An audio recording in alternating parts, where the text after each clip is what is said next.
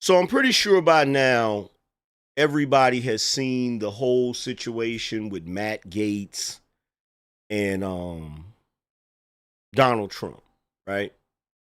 So when it was announced that Donald Trump was president elect, he started going about the business of picking his cabinet, picking people he wanted for certain key positions. And he picked Matt Gaetz to be his attorney general, which was a very controversial pick, right?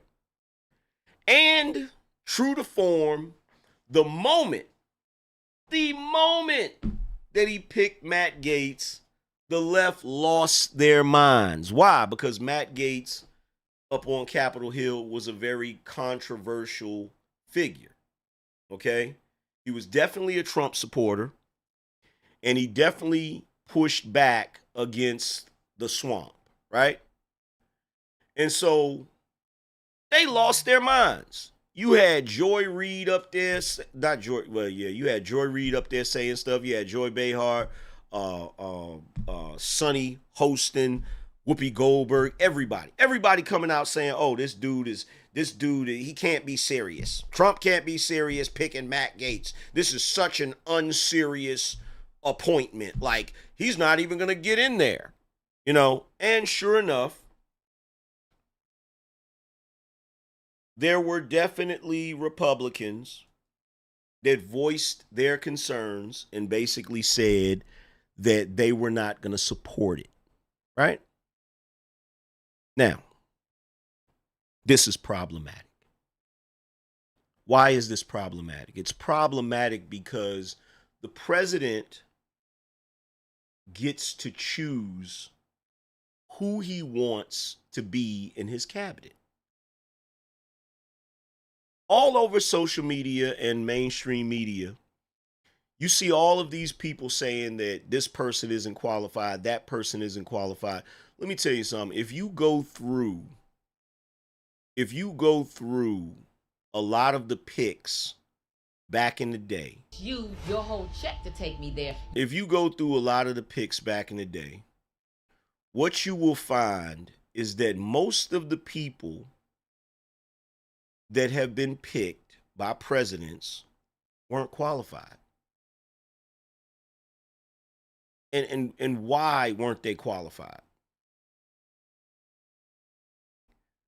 They weren't qualified because a president basically picks people that he knows is going to be loyal to him and loyal to what he has going on, right? So this idea that Trump is picking people that aren't qualified, it's ridiculous. It's ridiculous. Obama picked people that weren't qualified. Biden picked people that weren't qualified. Bill Clinton, George W. Bush Sr. A lot of presidents have picked people that were not qualified for the position. Because some of these positions, how do you qualify for that position? Ain't no training programs for those positions, right? Now, the reason why it's problematic and insulting is because the people that the president pick getting confirmed is like a formality. This is part of the process of the peaceful transfer of power, right? The president picks who he wants, and they confirm it and they move on, right? But because it's President Trump, they want to play these goofy ass games that they don't really play with any other presidents. They didn't do this to Joe Biden. They didn't do this to Barack Obama. They didn't do this to any president. I told you, when it comes to Donald Trump, he does not get the respect that a president deserves. He never has, right? And then they try to act like he's the problem. Shout out to Jimmy Staggs. Said, wouldn't let me super chat from the main page. I could make the argument that stepfathers are the most forgotten men. I hear you loud and clear on finding women with no kids. No doubt. Real talk. Because to be truthfully honest, there's some good dudes out there that are stepfathers, and they they basically don't get credit for doing what they're doing. You feel me? Shout out to T Jones, said, to my brother from another mother, keep cooking like always. Appreciate you. And see, I can say something like that about stepdads because I'm not up here trying to impress anybody. And I really don't care about the opinions of other people when it comes to what I believe in, right? There's a lot of people out here that grew up to be productive members of society simply because they had a stepfather. You feel what I'm saying? I wouldn't even be an entrepreneur if it wasn't for my stepfather, right? Because my father, of course, was in my life, but my father is more of a blue collar working class guy, right? Was a truck driver at one point. My stepfather also was a truck driver at one point, but was more entrepreneurial minded, right? And that's where I got that from. So at the end of the day, we can't make arguments that there's a lack of fathers in the homes and then turn around and take a dump on the guys that actually become stepfathers and, raise children properly. I'm not talking about ghetto situations with the baby daddyism, baby mamaism. I'm not talking about that. You feel what I'm saying? But getting back to my point, not to go off on a tangent about that. Trump does not get the respect that he deserves as a president. The fact that the moment he started picking his presidential picks, and they started pushing back and coming out with all kinds of accusations and everything you could think of is proof. But the saving grace is that they don't realize Trump is the type of individual who learns from his mistakes, right? This is the person that wrote, what was the name of that book? Wasn't it The Art of the Comeback? Let me see.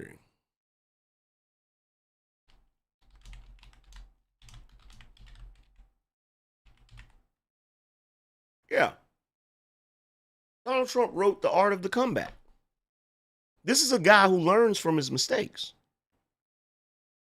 You feel me?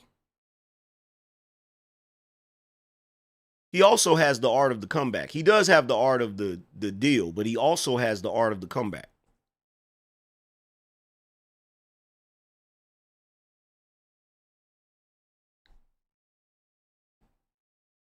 That's it right there.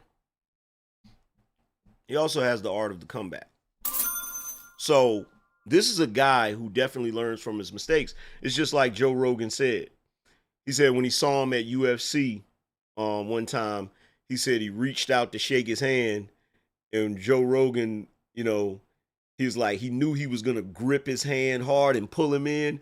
He said, so he planted his feet. He said, I planted my feet and he wasn't going to get me, right? And so they shook hands or whatever, and they both had a firm handshake. And he said the next time he reached out to shake his hand on the next occasion, Joe Rogan said he was leaning over the table and he said, he got me. He said, this is definitely a guy who learns from his mistakes, as small as that may seem, right? So when you look at him picking Matt Gaetz, it's starting to look like, and I could be wrong, but it's starting to look like Trump knew that everybody was going to lose their shit over Matt Gaetz being AG.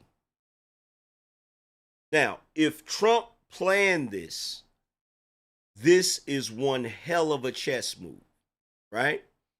If Trump planned this, this was one, it really doesn't even matter if he planned it or he didn't plan it, right?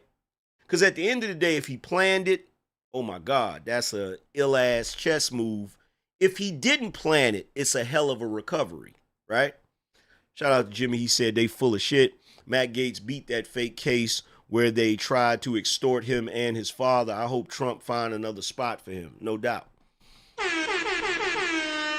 So let's say, for argument's sake, that Trump planned it, okay? Let's say he planned it. Well, if he planned it, it's genius because it serves two purposes.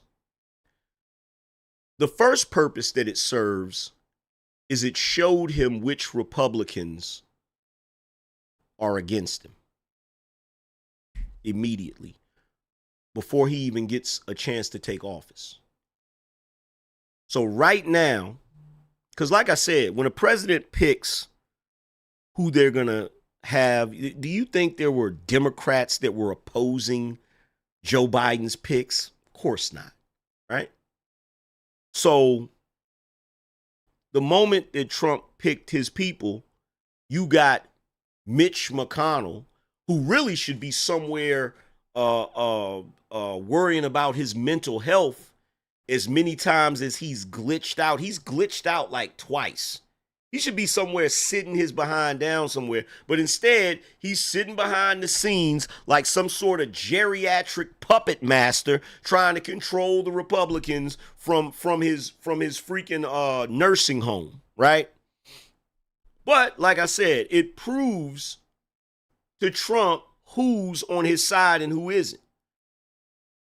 Then in addition to that, it gave him the opportunity to do the bait and switch. Matt Gaetz was the bait. Everybody lost their minds over Matt Gaetz. And then Matt Gaetz steps down and Trump is able to put his lawyer in there, who is definitely qualified for the position because she was the AG of Florida. And some would argue that she's more MAGA than Matt Gaetz is. Now, I want you to think about this. What would have happened if Trump started out with her? If he would have started out with her, they would have been like, oh my God, I can't believe he's picking his personal attorney to be the AG. This is ridiculous, blah, blah, blah. But see, they've already wasted all of that energy on Matt. So now there's a couple of things in Trump's favor. The first thing that's in his favor is he picked a woman to be AG. So he's got a leg up on him on that one. That goes against the Trump hates women bullshit, right? Especially considering the fact that his chief of staff is the first woman chief of staff, Susie, I forgot her last name, right?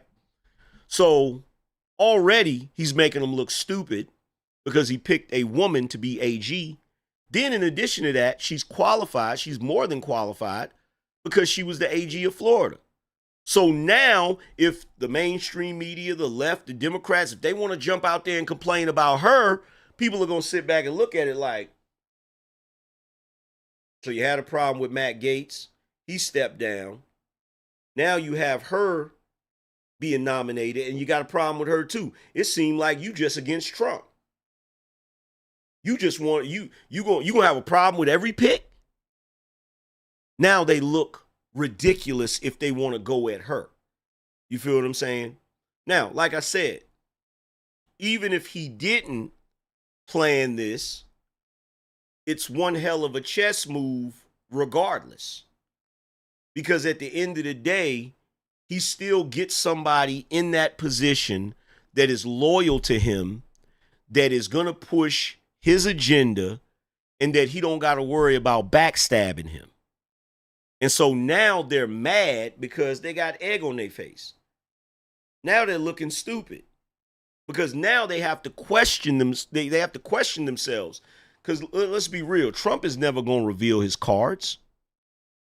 So the opposition, the Democrats, they have to sit back and say, well, shit, did he plan this? That's the question. Did he plan it? Because if he did plan it, these Democrats need to realize Trump 2.0 is a different animal. If he planned this, Trump 2.0 is about to be a real problem for them. Right? Because that means he's been sitting back for 4 years, regardless of all of the lawfare, regardless of what you put him through. He's sitting back planning, like, okay, I'm gonna do this time, and I'm gonna do this, and this. It seems like he has an impeccable plan. And so now, not only do you have to question whether or not he planned to put Matt Gaetz up there as bait so that he could secure the spot for his attorney, you also have to acknowledge the fact, Rhino Republicans, that you showed your hand too early. You showed your hand too early.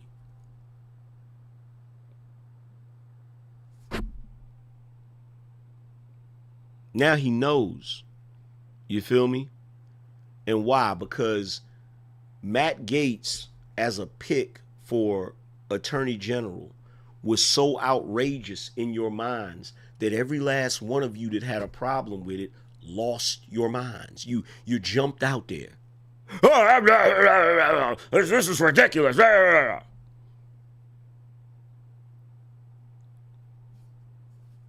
There's a strong possibility that this move actually made the remaining swamp creatures step out into the light. And so now he knows who's loyal to Mitch McConnell. Now he knows where his pushback is going to come from. And he's still got somebody in there that he wants to be in there as AG. And one would argue that he has somebody in there, he's going to have somebody in there as AG that is way more competent, way less reckless, way more effective. I mean, let's just think about it. She was the AG of Florida. That should give you some idea of how she's gonna move. That should give you, and I can tell you right now, her being her ending up being AG, it doesn't bode well for you migrants. It also doesn't bode well for all of you individuals that engaged in lawfare against Trump. Because in 2020, she was one of the main lawyers that was defending him. Laughing Like Sagat said, ghetto women will bring the demon out of you. Yes, they will.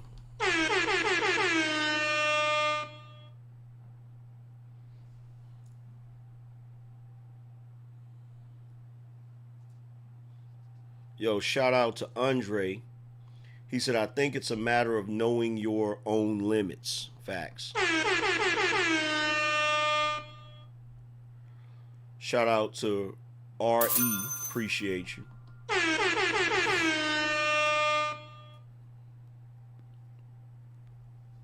So now, now they're running around upset, losing their mind. You feel me? Tripping. Who the fuck need to hit it? Tripping and oh my God, I can't believe Trump was gonna pick Gaetz, and well, Gaetz ain't up there no more. He ain't up there no more. Now what you gonna do? Now what you gonna do? You just got through having the View slander Matt Gaetz. What you gonna do now? You gonna slander her too? You gonna slander her too?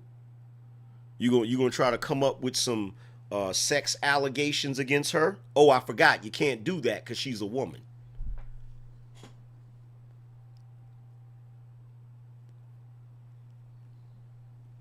Can't do that because she's a woman.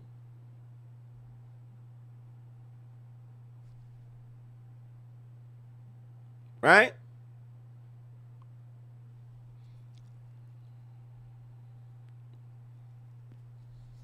And just to show you the problem, check this out.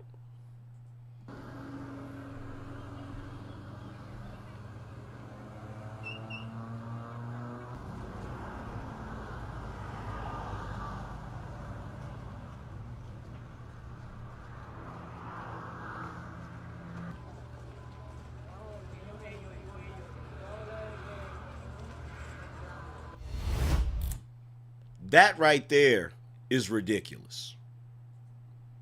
That right there is ridiculous, bro. That is the environment. That is the environment that Joe Biden and Kamala Harris created.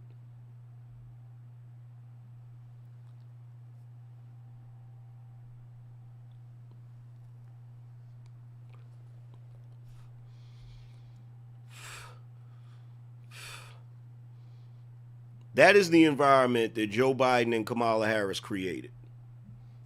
That has those people so comfortable that they think they're just going to walk up here and just walk right into the country.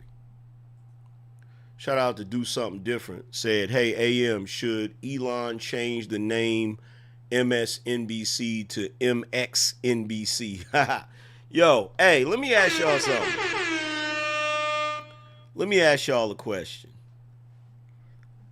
Didn't I call that? The moment they said that Comcast was auctioning MSNBC, didn't I say, what if Elon buys that too? Y'all remember me calling that? When I saw the tweet, I was like, oh my God. And the funniest thing about it is Elon is so petty. He's so petty that Elon will straight up, he'll do it just out of spite. He'll do it just to be spiteful.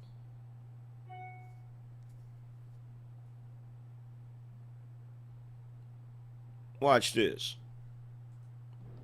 He's out. She's in. But if you're in the Trump administrations, this needs to be a particular lesson learned. Now you know these senators that were campaigning behind the Trump back. The only reason they got elected in the first place because they were endorsed by the Trump and the MAGA movement. Those are the same people. They promised to be loyal to the party. They promised to follow the line and make sure to drain the swamp. The moment he came in the picture, we start seeing the snakes in the grass. And this shouldn't come as a brainer. There'll always be fugazi politicians. They tell you what you want to hear, but behind closed doors, they have to do what their bosses are telling them to do, aka the swamp. So if you're in the Trump administration, you would write down those fucking names and you make sure to follow with each and every single one of them. They're no longer on the Christmas list. The first moment they found a way to betray you, they took it. And you should make their name public. You see, fish does not see the hook. They see the bait. He was the bait. Now, hook those motherfuckers up and do what's necessary. Let me know what you think down below. That's real shit. That's real shit. Now, I want you to think about the fact. I want you to think about the fact that, and this is the most amazing part of it. When Trump first got into office, you know how many rhinos there were? There were a lot. There were a lot of them. When he first got into office, there were enough rhinos,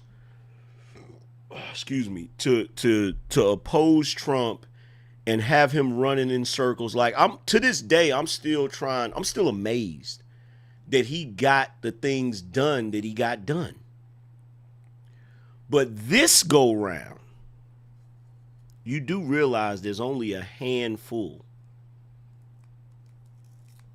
You do realize he has literally transformed the Republican Party.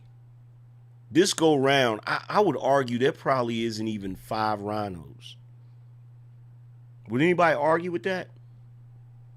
I don't know the exact number, but I would argue that there probably isn't even 5 rhinos in the Republican Party now.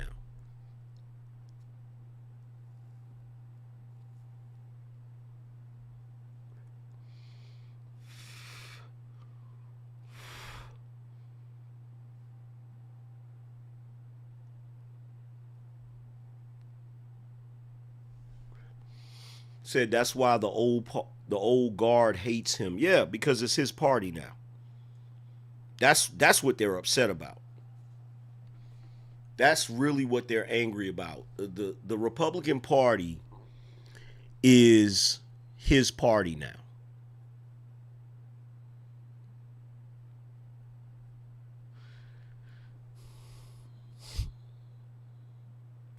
It's Wesley, the truck commander, said, no, angry man, they fled the firestorm. Yeah, a lot of them dipped out. A lot of them dipped out. There's just a handful of them left. In fact, I would argue, well, I don't know. You got to be careful because there are some Republicans that are quite slithery. You feel what I'm saying? Like they some slippery. Them rhinos are slippery. Some of them were probably smart enough. I don't know. I don't know. Maybe I don't think they were. I was starting to say that they were smart enough to see that Matt Gaetz was not going to be his real pick. But they get so triggered. See, here's the thing about Trump that is always going to be his best weapon. They always overreact to everything he does to the point of being predictable. You feel me? You know how back in the day you used to play basketball and there'd be that one player he was really good at getting inside your head. Kobe was good at that shit. Dennis Rodman was good at that shit. Michael Jordan, Reggie Miller, Larry Bird, right? They were really good at getting in your head. Trump gets in their heads. And they think that they're on their A game, but they're not. Look at how much they reveal themselves every single time Trump does something. Every little time that he does something, they just lose it. They lose it. They snap out. They snap out. They lose their minds and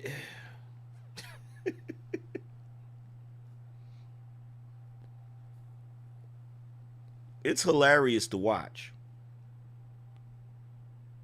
It's hilarious to watch. It is hilarious to watch them just go nuclear.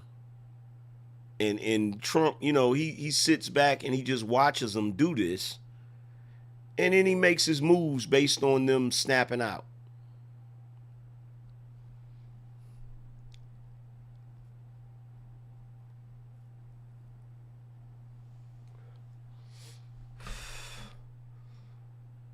Shout out to Jay Scott.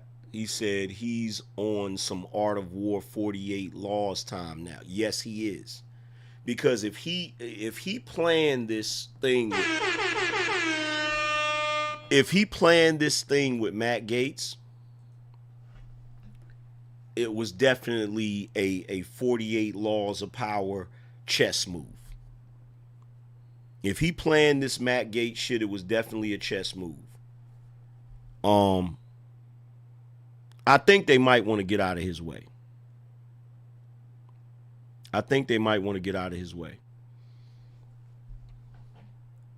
Shout out to ESS Munchie. He said the left are a whole bunch of Karens.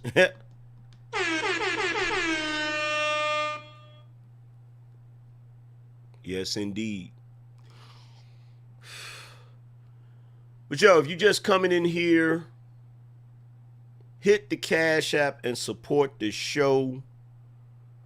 We still need 8 more people to hit the Cash App and support the show. Unless y'all want me to wrap it up, because we can wrap it up. We need 8 more people to support the show.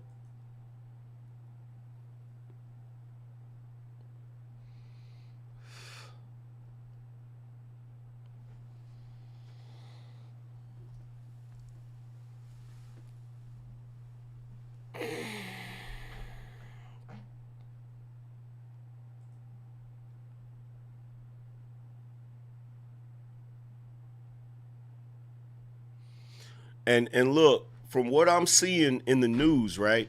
Shout out to D-Prez. From what I'm seeing in the news, it's looking more and more. And by the way, we need one more sponsor. If we can get one more sponsor, we'll be good. We need one more sponsor for the show. The way it's starting to look in the news, it's looking more and more like Elon is actually gonna buy MSNBC. It's starting to look more and more like it. Shout out to Snapcraft, said Trump rhino hunting season. Facts. And let me tell you something. If Elon buys MSNBC, that will be one hell of a devastating blow. Like, let's be real. If he mess around and buys MSNBC, that is going to be a devastating blow. You got a lot of people saying, well, he shouldn't buy it because it's not profitable. Well, it's not profitable because it's being ran by the left. If he, man, let me tell you something. If he buys MSNBC and he puts somebody up there like Tucker or you know, anybody that's notable from the right, it'll start being profitable again. That is for certain. Shout out to Cornelius, said how he planned this Matt Gaetz move. They will be scared to even question another one of his picks because he might just have a grenade instead of a bullet again. Exactly. Now they questioning his moves. Shout out to Glory. Appreciate you. Shout out to Sherelle. Sherelle said, sorry for backtracking, but you ever notice how other countries treat U.S. online streamers that wild out versus how our country treats illegal immigrants? Nah, I haven't noticed. What happens? Shout out to Jimmy. He said, I don't want to be too forward, but Trump is dedicated to saving the kids, and that's mostly what I care about. Most child, you know what in his... Yeah. Definitely.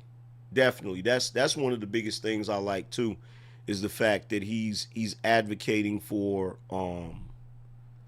the children. But then again, you got to think, Trump was one of the presidents that actually he actually revamped the trafficking laws to be more harsh. So it doesn't surprise me that Trump is on that type of time.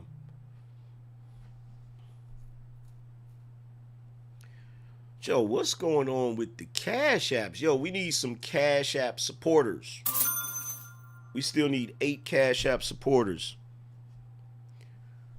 But yeah, if Elon buys MSNBC, that will be one hell of a devastating blow because they'll end up losing some of their biggest voices.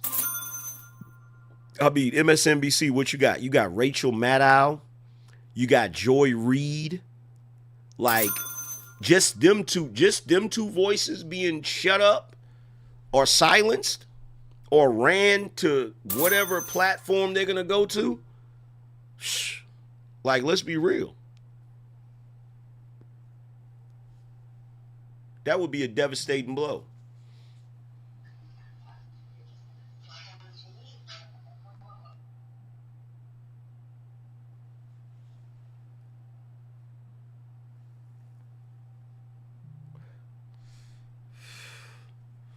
That would be a devastating blow.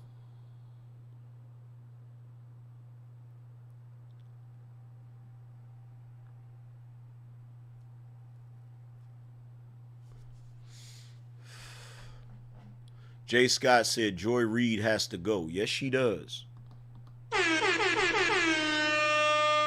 I mean, I predict Joy Reid doesn't have that much longer. She doesn't, because when it really boils down to it, Joy Reid is a very hateful individual. And Donald Trump getting elected has caused her to kick it up a notch. So she's even more hateful. I saw her do a piece where she was talking about Donald Trump's great grandfather. and how he basically he fled the country he was from because, you know, in that country they were forcing younger people to be child soldiers. And she tried to equate that to draft dodging and referred to Trump's great grandfather as a coward. And I'm sitting there looking at it like, yo, what is wrong with you? And she's like, she's a really hateful individual. She's a really hateful individual, and she's becoming a liability to MSNBC. Shout out to Sherelle, said guys like Logan Paul and this recent Johnny Somali, they get beat, jumped by civilians in other countries or disciplined immediately, but our government turns a blind eye to everything. Yeah, that's facts. That's facts. And that needs to come to a stop. Shout out to Joe for coming through with the 50 spot. Appreciate you, broski. $50 boss up. Stack up and match up. Appreciate that love, broski. Oh, he doubled it up. Hold on, we gotta give it to Joe again. $50 boss up. Stack up and match up. Let's put Joe up here on the. Joe. Matter of fact, Joe, you've hit us with 100 before, man. Say something in the chat so I can get you a wrench, brother. Where's Joe at? Say something in the chat, Joe, so I can get you your wrench, bro.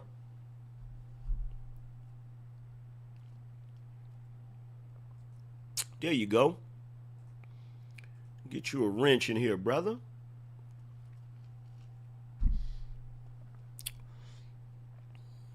And shout out to Big Rig in the building.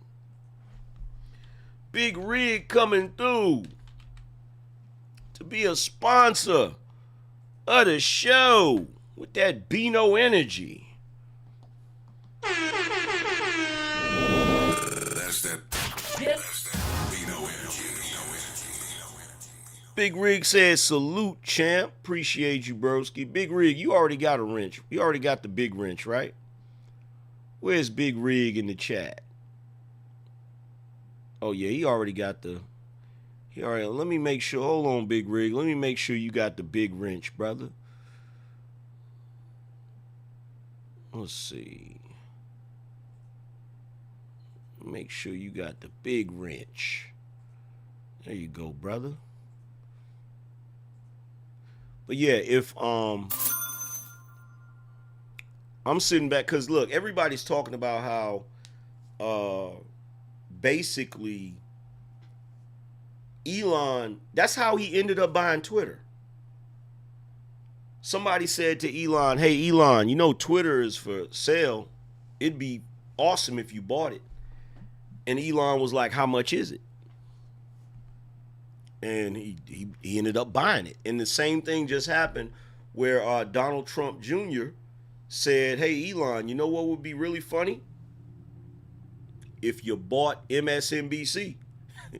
Elon said, how much is it? So if he ends up buying MSNBC, like, and I'm not even going to tell you no lie, I just want to see the meltdown. If he buys MSNBC, I want to see, look at my wife looking all scrumptious.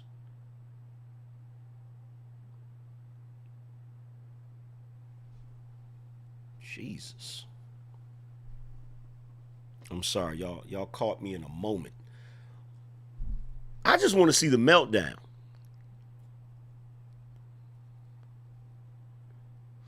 I want to see the look on Joy Reid's face. I want to see the look on Joy Reid's face when she realizes Elon Musk is her boss. Oh my God. Oh, that'll be like Christmas being early. That'll be the best Christmas present. Elon Musk. Do it. Do it. Do it. Do it. I don't really watch Rachel Maddow. I can't stomach her. I can barely stomach Joy Reid, but I want to see the look on her face. Shout out to Kevin. He said, still keep up the One Piece OG. No, I've been trying to give One Piece some time because the episodes that the newest episodes that I was watching was still in Japanese. I don't really like watching the episodes in Japanese, and I know a lot of anime people are going to look at me crazy for that, but I just don't. I don't feel like reading subtitles while I'm watching something. It's not, I can't get into it like that. So I've been waiting for them to dub the newest episodes. You feel me? Appreciate you. Shout out to Hannibal. Appreciate you.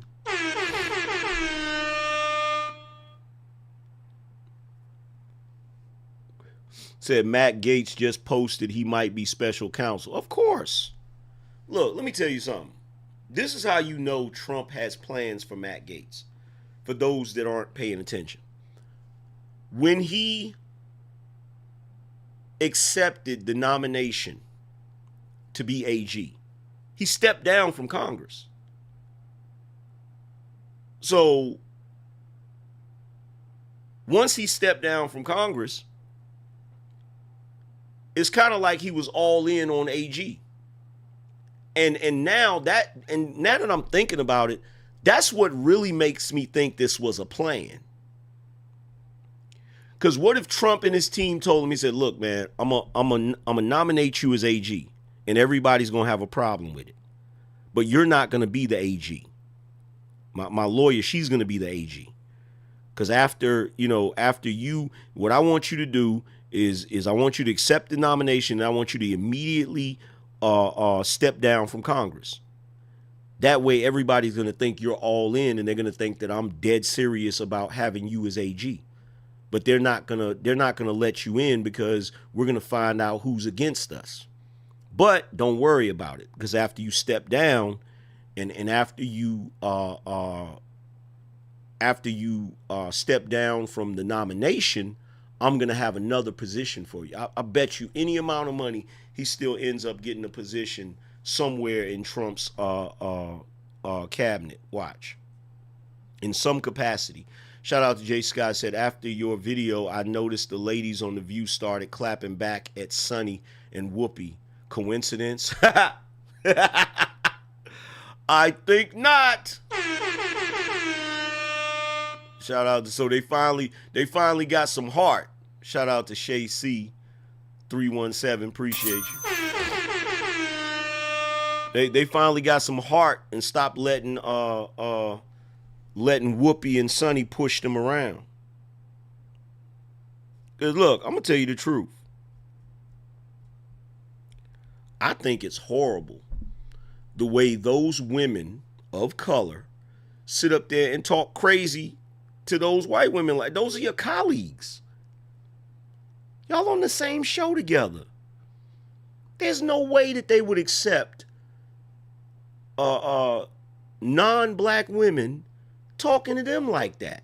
And basically, look, you literally had those women sit up there and talk about white women in a very negative light. You know good and well that if those white women sat up there and talked about women of color in a negative light, the women of color up there would be screaming racism. They would be screaming. I would argue they would even walk off the set. Like, there's no way that they would. And this is what we got to realize, right? The only way to move forward in any of this is mutual respect. That's the only way to move forward. And I'll tell you something else too. The way the left and the wokies have used the fight for racial equality to fuel these agendas, these ridiculous agendas that they have. This should be a lesson to America how dangerous racism is. This should be a lesson to America how dangerous racism is, because guess what? if you didn't have the climate of racism that you had back in the day, all of these groups you're seeing right now would have never been able to create the movements that they created, because all of these movements were created off the backs of the civil rights movement or the civil rights era. They would have never been able to do it if they didn't have that ace in their back pocket. Oh, you're trying to oppress us the way you used to oppress black people. If they weren't able to say that, a lot of their movements would have been frivolous. So I'm telling you right now, at the end of the day, moving forward, we got to start addressing one another, conversing with one another, interacting with one another based on merit. That's it. Merit and character. That's it. That's it. None of this should be based on identity politics. Okay?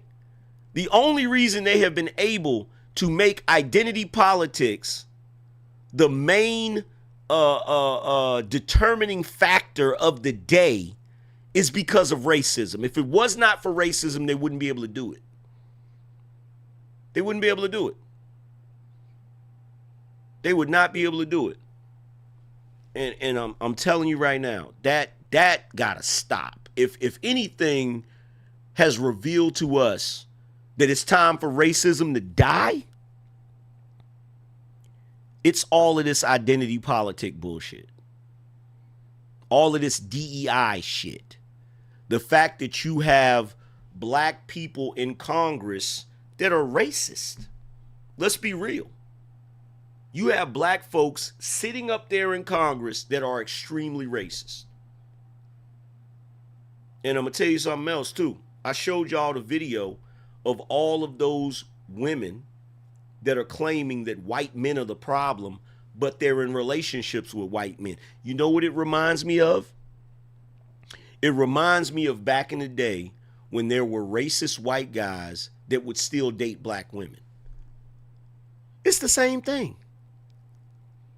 It's hypocrisy. Don't be a hypocrite, okay? If you fall in love with a white guy and you can look him in the face and say he's not racist, you shouldn't be running around putting the racist label on white men as a whole.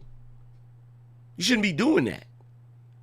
You're a hypocrite, okay? Plain and simple.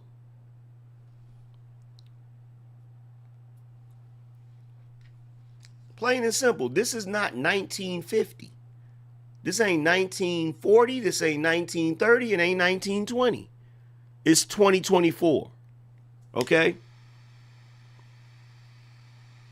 It's 2024. And while I will admit racism does still exist, it does still exist. But the only reason it exists is because there's a lot of people in this country that's keeping it on life support.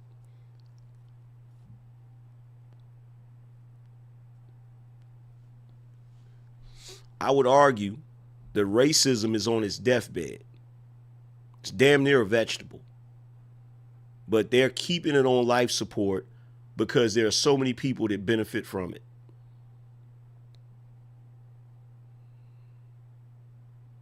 There's so many people that benefit from it. Because you got to think, if there was no racism, if there was little to no racism, Al Sharpton wouldn't have a job. Jesse Jackson wouldn't have a job. A lot of these black folk in Congress wouldn't have a job. A lot of these political pundits and talking heads wouldn't have a job. And it's funny because to me, I know what racism, what real racism looks like, because my grandmother, when I was a child, she described to me what real racism was, right? But like I've said before on numerous occasions, my grandmother did not judge people based on their color. And the reason why is because she experienced real racism, right? And the way she taught me that that's basically bigotry. You don't judge people based on their color or their religion. You judge them based on their character and their merit, how they operate and how they move. You feel what I'm saying? So the one thing that I know is I know that Joy Reid is full of it. And the reason why I say that Joy Reid is full of it is because, Joy Reid, you cannot tell me that you live in the same racist society that existed during Jim Crow when you're literally sitting on a network that is owned by white people talking trash about white people. If you lived in a truly racist society, there is no way they would let you sit your black behind up there on that news outlet and talk trash about the very people that own the network that you work for. Who do you think you fooling?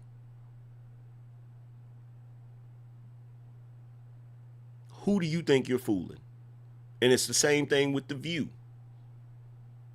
It's the same thing with The View.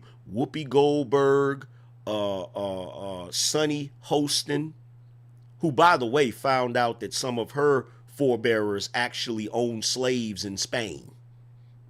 Yeah. So guess what? The same way you paint the current white people with the racist brush because you assume that their forebearers owned slaves, do we now get to paint you with that brush? Do we now get to paint you with that brush, knowing that some of your forebearers own slaves?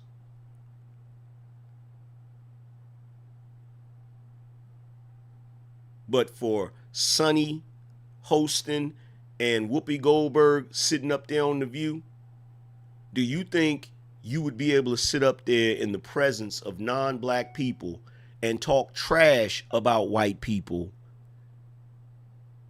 if you really did live in a racist society? I would argue that when it comes to race, we live in a society that's way more tolerant than it used to be. It's way more tolerant than it used to be. And you are creating more problems by pretending as if it isn't tolerant. Because guess what? If you look at me and say, okay, well, men were barbaric back in the day, and I know that I'm going out of my way not to be barbaric, and you're still trying to charge me up with barbarism, you're still trying to condemn me with barbarism, guess what? At some point, I'm going to be like, fuck it, I might as well be a barbarian.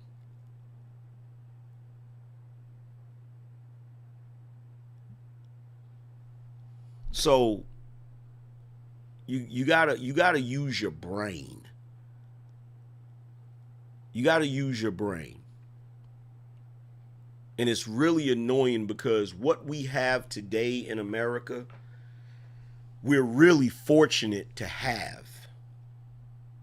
We're really fortunate to have what we have in America today, and we would be able to appreciate it if there wasn't so many special snowflakes running around here complaining about shit that ain't even really problems.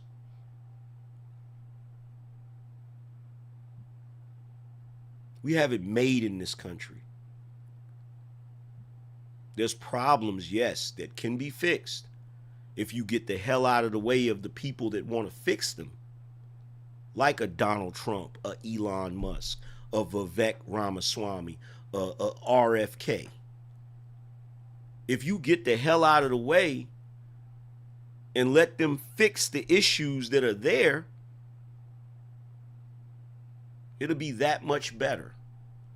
There's a reason that you have migrations of people coming to this country. Because at the end of the day, this is the best country on the planet. Bar none, hands down, end of, full stop. You can disagree with that all you want, but people are not migrating here because it sucks. People are not risking imprisonment People are not risking their lives to get here because it's crappy.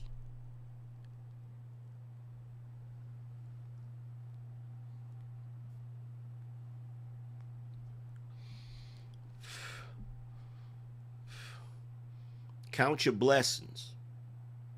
Count your blessings. You know how many times I've looked at, like, I love looking at documentaries. I love looking at, all of these different shows that show other countries and show the poverty that people live in. And you have no idea how many times I've said to myself, I am so lucky that I was born in the United States of America. Some people weren't lucky enough. Some people were born in horrible countries with crushing poverty, no opportunity, lived and died in a struggle that would make your struggle here seem like a paradise.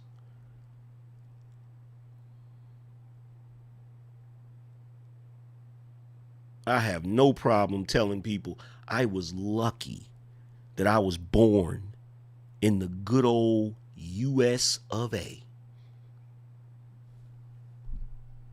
And that's real.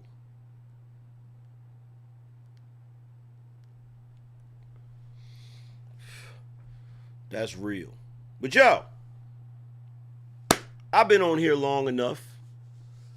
I appreciate everybody that came through. I definitely appreciate the sponsors of the show. Shout out to Joe. Shout out to Big Rig. Appreciate you guys for sponsoring the show. And I appreciate everybody that contributed. Shout out to my man Aaron. Aaron damn near dropped 100, so I appreciate you, bro. I saw the video clip that you sent me. I haven't had a chance to look at it, but I'm going to check it out. Shout out to everybody else that came through. Make sure you guys go check out my book on Amazon. All you have to do is type The Angryman Standard in the search bar on Amazon. It will come up. It's available in paperback and hardcover. I definitely appreciate you guys. Shout out to everybody that hit the like button. If you want to check out the merchandise, all you have to do is go to shopBINONation.com. Again, that's shopBINONation.com. But other than that, I'm going to get up out of here. And for those of you that keep telling me about Kendrick dropping the album, Kendrick's album was trash. It was garbage. And it's proof that that beef affected him more than he's letting on. Because guess what?